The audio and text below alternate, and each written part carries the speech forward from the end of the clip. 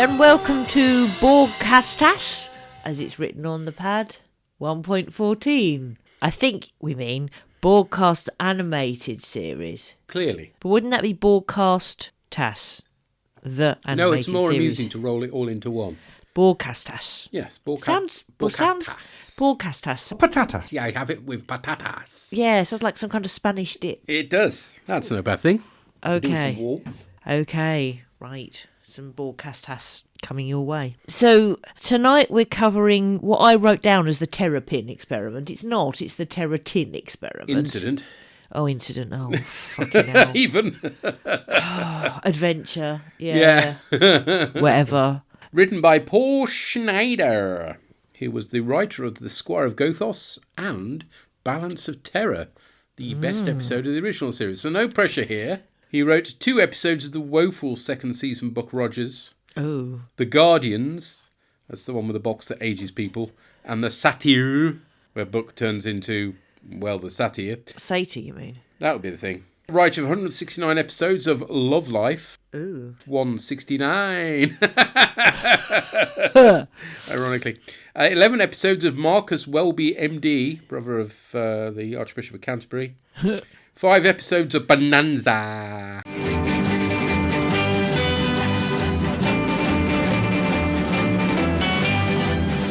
Top Tune. And 3 $6 Million Men. Oh. So I guess, what, is that an $18 million man? I'm not sure. I don't know. My maths is bad, but Yeah. I think that's right. Yeah. Yeah. Yeah. I don't know whether it's free or... I don't know if you can add them up like that, you see. I think they should. Oh, right. Roddenberry wanted an episode where the crew got shrunk for some reason and asked Schneider to write it. So there you go. He gets what he asked for. Oh, fair enough. Captain, the most incredible thing is happening. We know the whole ship has apparently expanded. An equally good possibility is that ship's personnel have contracted and may be continuing to shrink. Take us out of orbit, Mr. Sulu. Shut down all unnecessary systems. Get every ounce of impulse power. We've got to get away from this planet. So the Enterprise is approaching a burnt-out supernova. A champagne supernova in the sky.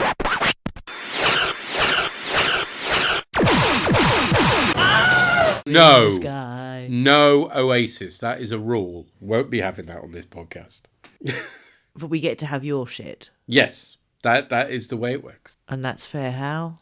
I didn't say it was fair. I just said it was how it is. That's just the way it is. You can't have that without having supernova. Oh, I'm not having supernova. Ugh. It's called Arachna, so you kind of expect spiders. Yes! Not a fatberg, which is what it looks like. Yes! Particularly having seen a fatberg in one of our drains last week. Oh.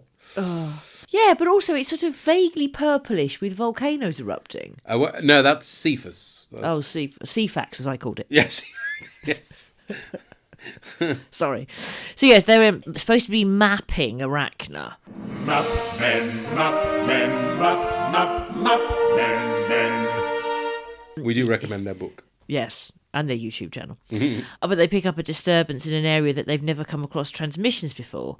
And there's one isolated word in intercept, which is I'm presuming it's like Morse code or... Yeah, it's some old transmission thing. Yeah. I mean, it's nice to have her with some lines, because it's been about ages since she's had any. And it just says Terratin with no other information, but it's repeated 3 times, so it suggests this is deliberate and that there's someone trying to communicate. I have that. It's a lady. Yeah? 3 times a lady.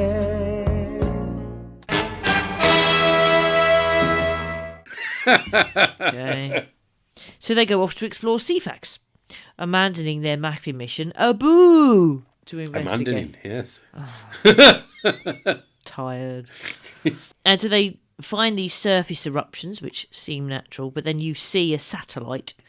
And the ship registers a disturbance, but it's faint and diffuse. They're going to initially delay orbit, at Spock's suggestion, but they all check like their instruments and everything else. There doesn't seem to be any problem. So they check particularly the gossamer mice and what sounded like hero fish, but I don't think it was a hero fish. I don't know what it was, but I'm annoyed that they're bloody experimenting on animals. I mean, that's not on the 24th century. Appalling. They're kind of used by the sound of it like canaries. That It's still not good. In mind that it's You've they're got the sensitive scientific species. equipment, I'm pretty sure, can tell you more than bloody replace mice. them. Yeah. Keeping little mice in cages. Not good. But anyway, the gossamer mice are okay, and so's the hero fish, as I'm calling it, because I don't know what else it was called. And then the planet has a crystalline surface, and initially everything seems fine, and then there's a beam that's fired, and Arex's eyes like, my eyes! And then all of the people glow, and then there's an eruption, and it all stops.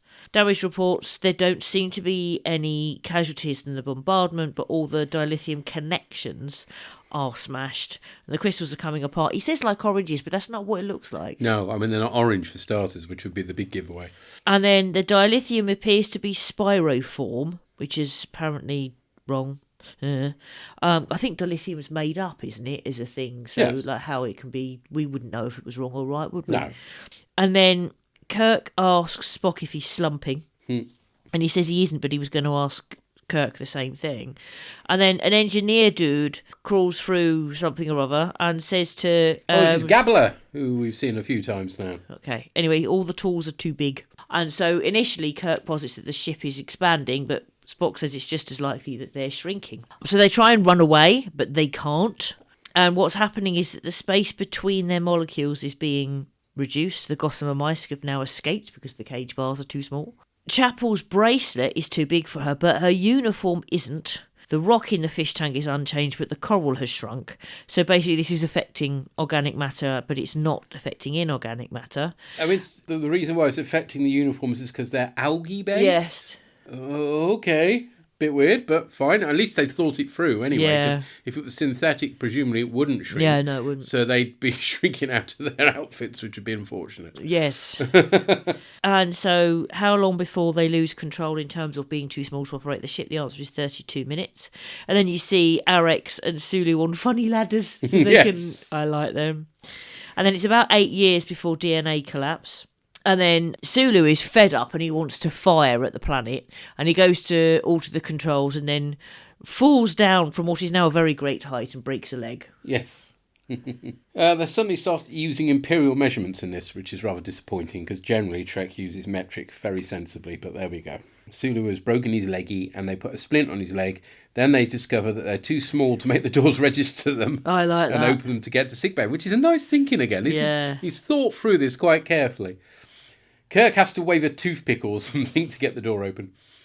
When they get to sickbay, they're now too small to use the correct instrument, but Chapel suggests using something they normally operate on the middle ear with, which is very specific. Yeah. It's great that she gets some initiative. What's not so good is her tripping over a massive rod of some sort. And then falling in the bloody fish tank. Kirk runs to rescue her with some groovy new music playing. Help! Help! Help! Help! Help! Help! Help! Help!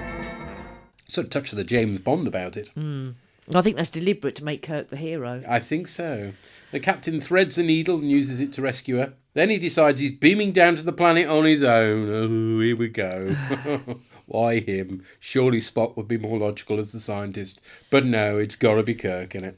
Scotty needs ropes to operate the transporter, which is a cute little thing. When Kirk beams down, his communicator is suddenly tiny, as the transporter has restored him. Oh dear, that solution again. Yeah. See also the Lorelei signal. And of course Next Generation's unnatural selection. His communicator gets melted by lava. Oh no, second volcanic planet, there's many weeks. He's got to get into his little vehicle to escape. Oh no, he hasn't got it, has he? That's the downside of this episode. There's no cool vehicles to produce toys of, but there we are. And there's no bug alien that just gets tired No. and needs to be He carried. does find a tiny city before getting beamed back. At normal size, he has to whisper not to deafen the engineering team led by Scotty. Again, nicely thought out that. He reports the bridge crew have been beamed away by the city. Captain hails and threatens them with phaser bombardment and fires a warning shot. It's rather the we come in peace, shoot to kill stuff. Yeah, that it is very much. he gets known for. I mean, it's not generally true in the original series, but it is in this. Yeah. I mean, it could have opened some dialogue with them first, maybe. The Mendant, who's the leader of the Terratin, responds, and he's voiced by, what a surprise, Jimmy Doohan. He forbids Kirk to destroy them, which is bold. The bridge crew are present, and Spock informs his captain the Terratin are descendants of a lost colony originally called Terratin. Nice. They were lost due to their shrunken size, and now at risk from volcanic eruptions, hence they're entrapping the Enterprise to help them. For some reason, Carter Winston from The Survivor is standing behind Uhura. Yeah. Well, for reasons of cheapness, clearly. Yes. The Terratin have dilithium to offer, which gets beamed up with the crew. Rather anachronistically, one of the crew who gets beamed up is wearing glasses. Yes, I noticed that. This is artist Herb Hazelton. And next to him is Bob Klein and George Jensen, who are also artists, who are cheekily inserting themselves into a scene. How very dare they? I mean, it would be fine if you didn't include his glasses, which kind of gives it away, doesn't it? Yeah. Although I see from the trailer for Starfleet Academy that glasses are back in again, apparently. Also, there's a female Jemadar, despite the fact we are told in Deep Space Nine there are no female Jemadar, so they're going to have to address that, aren't they? Never mind. We'll give it a go, see what it's like. Well, is this Academy set in the far future like Discovery? Yeah, it's supposed to be a similar timeline to Discovery. So the Jemadar may have changed. I suppose, but what did it... Yeah. There's a whole heap of questions. Of course, Picard completely fecked over the Dominion, so... Did he? Yeah, you didn't see that, and you were better not seeing it. Oh. Yeah, apparently there was a splinter group from the Dominion, which is absolutely impossible, because the whole point of the Changelings is that they're all of one. But never mind. Don't get me started on Picard Season 3. Let's face it, Starfleet Academy is going to be better than that, because that was utter tripe. Kirk doesn't seem to care about the Terratin, ordering Sulu to take the ship out of orbit and leave him behind, and Spock has to remind him. I don't know what this is all about. Then Kirk orders Sulu to fire at the city, which sounds even worse, only for them to beam it up to transport it to a new planet. Very odd. At the sign-off, Kirk refers to the Lilliputian city being transported to its new home, which is a Gulliver's Travels reference I suspect no kids of today would get. No, but then they probably would. Yes, I think that was probably better known, wasn't it? Yeah. I mean, you look at Doctor Who Mind Robber, for instance, which also references it quite heavily. And it's around the same time-ish? No, or a bit before? That's a lot earlier. Well, it's a decade earlier. Okay. That's not really a lot, is it? Anyway. Well, I knew about Lilliput from Storyteller. Ding! But no, you know Storyteller, the cassettes that you listen to, we always used to listen to in the car and the book, and it went ding to turn the page. We had the Disney ones and they went diddly-diddly. Oh, no. Well, we had Storyteller and it included Lilliput, you see. Ah, there we go. Well, I'm glad we've cleared that up. And it's also how I know about Thor, because they did a little story on Thor. Not the Marvel Thor, the Legend of Thor, presumably. I think, to be honest, they ripped off Marvel. Because what I know later... Marvel ripped off... The Norse mythology. Legend, yeah, but what I know now of Norse mythology and what was told in Storyteller was definitely closer to Marvel than it was the original Norse mythology. Okay. Well, the question we have to answer is it cannonballs or Spock's balls? Rock on, Tommy, you'll do for me. His brain is gone. I think it has to be canon, doesn't it? Yeah, it's odd. It's odd, but it's not so odd. Yeah, I mean, it's similar in some ways, of course, to Deep Space Nine's One Little Ship. Yeah. Although at least there they also address the science of how they're able to breathe when they're tiny. Yeah, because it's the air's also been changed. Yeah, so they're able to do that. But it's entertaining enough. And it has fought through quite a few things. Yes, most of the time I'm really impressed with the writing, except for the way that Kirk's written, which seems a bit random and weird. Yeah. But there we go. But no, I mean, it was odd, but I enjoyed it. And it wasn't so odd that it made full sense, if that makes sense in the main. And it wasn't the jihad. So therefore, no. Massive improvement. Yeah. Good. So let's find out if the Llama God liked this or not. Even if only a little bit, eh? Log, Scotty, fix the correct. Yeah. Oh, honey, I shrunk. The crew Now, here we have yet another episode that I think it's fairly safe to say could not have been done in live action. Yes, we have the crew being shrunk down to a small size, and yeah, okay, I know they did it in Deep Space Nine, but I'm talking about doing it in live action in the 1960s. And yes, I know that Land of the Giants was around about the same time. I haven't looked up the actual date. It was around about the same time. In Land of the Giants, there was only two scales. There was the, I guess, real world, and then the shrunken down world with all the oversized props. To do something like this episode, where you see the crew shrinking slowly over time, that would have been beyond anything they could have done, or at least afforded on a 1960s TV budget. So yes, it is safe to say this episode is one they did have to do in animation. And it's a pretty staple science fiction idea, really, isn't it? The Incredible Shrinking Man kind of thing. The crew of the Enterprise found themselves shrinking, so they have to live in a world that is too big for them. Yeah, I mean, it's fair enough. Star Trek's done a lot of science fiction staples along the way, so why not do this one as well? And it's an episode that has some fun moments as the crew try and cope with things like this, trying to press buttons that are too heavy for them or move levers that are too difficult to pull. I did like the scene down in the transporter room where the engineering teams have to construct a series of pulleys in order to be able to move the transporter levers. That's just a really fun little moment. I really love that. I don't know if we'd ever see anything like that again, even with current special effects, to just find a way to push it really hard and be super strong or something. Now this was them using their minds, using levers and pulleys. Educational kids. Although the flip side, of course, is that in order to introduce a small element of peril, we did have Chapel falling stupidly into the empty fish tank. That was just daft. That was a terrible sequence, and the episode could have really done without that. Of course, whilst the whole central idea is fun, the reason they shrink, because there's an abandoned Earth colony, Terratin, a rather dubious name used there, but at least they're anything dubious with any of the major motion picture projects that are coming up like that or anything, do they? Feature? Anyway. But yes, shrinking the crew down to get their attention, I mean, I guess that's certainly a way to get attention, but given it left the crew with only about half an hour to actually operate the starship, it's a bit of a reach, really. They could have easily not actually been able to do anything with Enterprise by the time they shrunk down too small, and then the city wouldn't have been saved. So I guess from the Terratin's position, there's nothing lost there, so why not, I guess, but yeah, that's a bit dubious. But again, they needed a science fiction reason for it, so fair enough, I guess. And yeah, I was a bit concerned at the end that Kirk basically resolves things a little bit by threatening to just fire his phasers at the city and destroy them all, which isn't too out of character. I mean, he used the Enterprise to phase an entire city in a piece of the action. But also, on the other hand, whilst not being out of character, also, come on, the Terratins just did something really annoying just to get their attention, so yeah, I don't blame him for wanting to phase the whole city to the ground. I don't blame him at all. And of course, it is interesting to note that at the climax there, we do get to see Captain Kirk being literally the biggest character in the show. So yes, I guess that satisfies all of William Shatner's contractual obligations there. Yes, he must have been pleased with this one. But what this episode is really about is the revelations. Sick bay, or the medical areas, have lab animals. Of course they have lab animals. It makes perfect sense they would do this, but we never actually get to see anything very much like this in the TV show, so to have this reveal that they've got some invisible mice and cute looking fish, yeah, sure, why not? It's a great idea. Of course they would have them. It makes perfect sense. And also the really bizarre reveal that their clothes are made of algae. I guess they're a bit ahead of their time there, really. In more current day science fiction, it's all about sentient organic starships. Here they've got organic clothes, and possibly sentient as well. I don't really want to think about that. I mean, sure, I would imagine that in the future materials technology will be very different indeed. Algae-based is a bit of an odd one, but I guess they needed to come up with some sort of excuse for the animators not having to come up with yet another different animation model to just let their clothes shrink. Although it does beg the question that in the similar scenario, when they just kept using the same animation model in the same episode where Kirk and Spock both turned into part fish people, why weren't they followed by little algae-eating fish along the way just trying to eat their uniforms off as well? That would have been something to see, certainly, the two of them swimming around with a whole shoal of pilot fish. But anyway, it's definitely an interesting revelation there. So yeah, that one I'm going to say is canon, which brings us nicely to, is it canon or is it a balls? Yeah, of course it is. It's canon. Since the cage, they've all had algae smeared all over their bodies. If that's not going to be a canon fact, I don't know what it is. So yes, this episode, again, definitely canon. And also, if that Deep Space Nine episode was one little ship or something, can also be canon, this can be canon too, so sure, why not? So yes, this episode's canon, and it is entertaining enough, really. Bit of a nonsense, but entertaining for sure. But, as ever, I'll be interested to find out what everyone else made of this. I hope that most people aren't feeling too small or deflated at the moment. And, until next time, glory to you and your cast. Thank you. Yes, I love the idea that if their uniforms were made of algae than the previous episode, they should have been being chased by a massive load of Plex, yes, desperate to eat their algae. A massive bristle nose coming at them. It is an odd choice, isn't it? But anyway, fair enough. Yeah. I mean, I can see why they've gone that route, because then they don't have to animate something else, and at least they've actually thought to explain it and not just leave it unexplained. But yes, it is odd.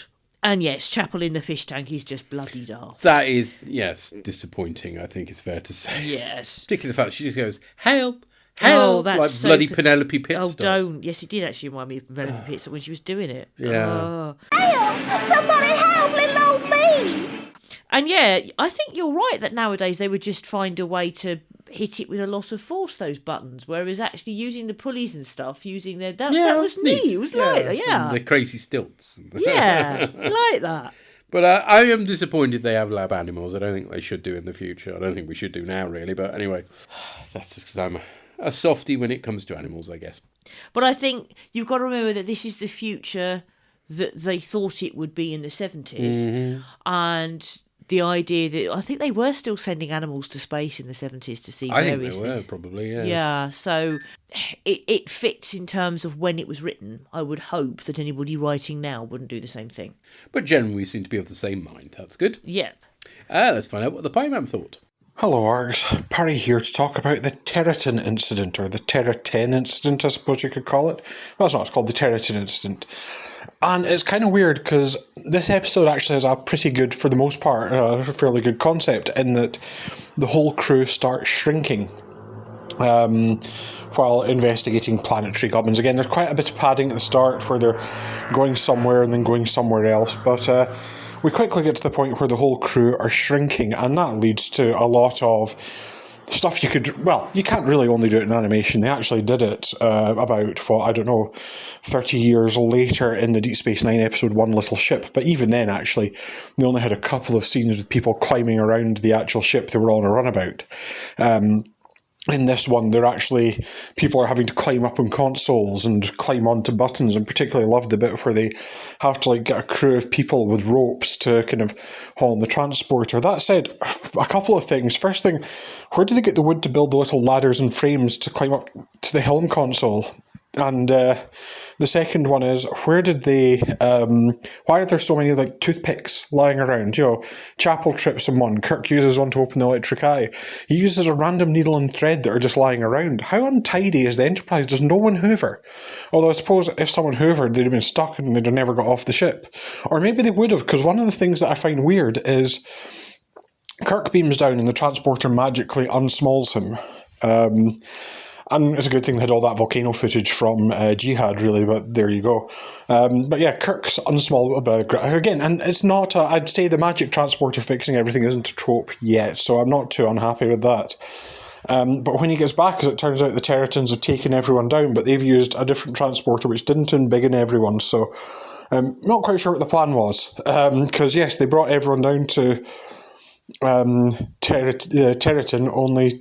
But, if they'd not got beamed down themselves, what would have happened? So maybe not quite thought through. And I think the episode does fall apart a bit at the end.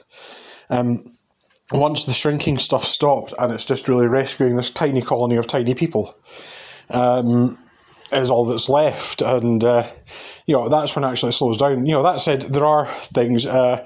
When Chapel falls into the fish tank, her help sounds like the one help repeated, and it honestly reminded me of when you're having to do some sort of escort mission in a video game, and the characters just sounding off the same lines over and over again, which was slightly annoying. But yeah, overall, this is quite fun. This is the sort of thing I expect from a kids' TV Star Trek show. Is they did put in a bit of education, and there's a lot of space. They're still the same weight because they've still got the same number of atoms. It's just the space between them shrinking. I thought that was at least an interesting concept, and we did have just a lot of Sulu breaking his leg by falling off the helm console and that sort of thing. Just that stuff is quite fun. It's got some, it's just some entertaining stuff which I could see the particular kids getting really big on. I mean, again, I suppose you could have done this. Thinking back, you could have done this in real life. Because they built an entire TV series around it in Land of the Giants, although admittedly that was usually people being assaulted by their stock footage or the occasional oversized prop. So it's probably better to do an animation. But yeah, overall, it's not the best. It's, like I say, it does really fall apart a bit at the end. But or then just kind of meanders around for about the last 5 minutes, and I'm kind of used to these animated stories being a bit punchier. But overall, I'd say probably it's a good episode, but it's maybe about 15 minutes of a good episode in about a 25-minute episode. Like the beginning and end are a bit flat, but overall, again, fun stuff. And it's not rocket science; it's not the most advanced or deep thinking story in the world. It's just kind of a fun story about, hey, what if the whole Enterprise crew got shrunk? Oh, that's quite a fun idea. Yeah, so I got quite a lot of entertainment out of it. So all it remains for me to say is do keep up the good work. I always look forward to the podcast and hope to be back in the next one. But until then, bye for now. Bye. Talking about whether or not this is easily done in live action, that Doctor Who one with Pertwee, And I can't remember whether the companion's Joe. And they're clambering over shit. Yeah, Now, that's the Carnival of Monsters when they're inside the Vorgascope. And actually, Doctor Who did it, you wouldn't know because you don't watch Hartnell, but they did it, the first season of Doctor Who was, I think it's Planet of the Giants. And there's some amazing oversized props in that as well. Really, really cool stuff. I mean, they could only do it for one episode, one story. I think it was only a 3-parter or something like that. But even so, given the technology at the time, it was very impressive. So it would be possible to do... Yeah, you could do this in live action. It would be harder, though, because they're both the examples we've already cited, the people were shrunk to a given size. They weren't continually shrinking over the course of the episode. Yeah, got you. So that would have made it much more expensive. Okay. I think that's a very good point. Where did the wood for the little ladders come from? Oh, there's an easy answer to that one. Oh, yeah. Sulu got wood. Well, he's a botanist. He's got bits of trees, maybe. Well, I probably not on the bridge, but But I suppose the trees by then would be bigger. Yeah. Than the plants. Okay. Maybe. What about the toothpicks? That is the toothpicks and the needle and thread. Who's sewing in the 24th century? Well, I did wonder if with their algae-based uniforms. Yeah, and it's not like it's a suture, is it? Do they still have stitches? Because don't they use the sort of... No, they use the woodly machine. Yeah, yes, as it's well known. Yes, the woodly machine. Yeah, I want a proper that. Thank you very much. Okay, so that doesn't really make sense. And also, why does the Terratin transporter not change their size? Yeah, that's a bit of a weird one, isn't or if their transporter is such that doesn't work, okay, maybe something to do with them, but then why don't we know when we the Enterprise transports the Terratins, why don't they end up normal size? Why are they still tiny? The ending is a bodge, let's face it. Okay. As Purry quite rightly said, that's the problem with it. The ending is pretty weak, but the rest of it's okay, so we're not complaining too much. Okay. So definitely not the best, but it's certainly not the worst. No. Right, well, next time we finish off season 1 on Tuesday the 30th with the Eye of the Beholder. That won't be a Dungeons and Dragons thing, I don't think, but you never know. And in the new year, from the 15th of January, we'll be covering Strange New World Season 3 on this feed. Ooh. That'll be a bit of a jump in some ways. And I know Llama God already has opinions on that one, so yes. Okay. Next Tuesday, the 16th, on the Babalorg podcast, we'll be looking at Signs and Portents. Yes, we will. We really definitely will this Signs time. and Portents. It really actually is, yes. And also, the following week, the Christmas special will also be on that feed to let you know. So if you want a bit of Christmas orgs, then you need to be subscribed to the Babalorg podcast. But I'm saying no more about it, because it's going to be a jolly surprise. Ho, ho, ho. Possibly. Seemed like a good idea at the time. That's all I'm saying. Until the next time we're talking into your ear very loudly, depending what size you are. Take care. Cheery bye. Bye.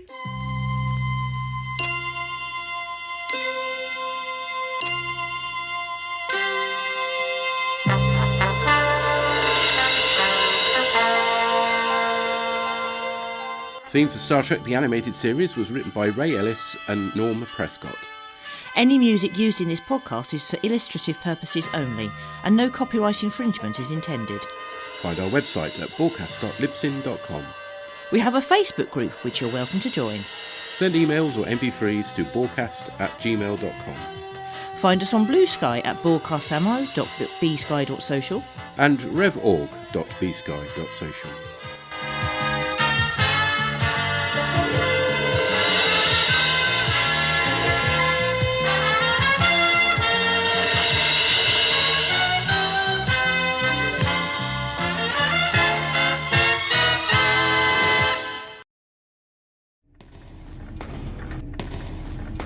Shut it down!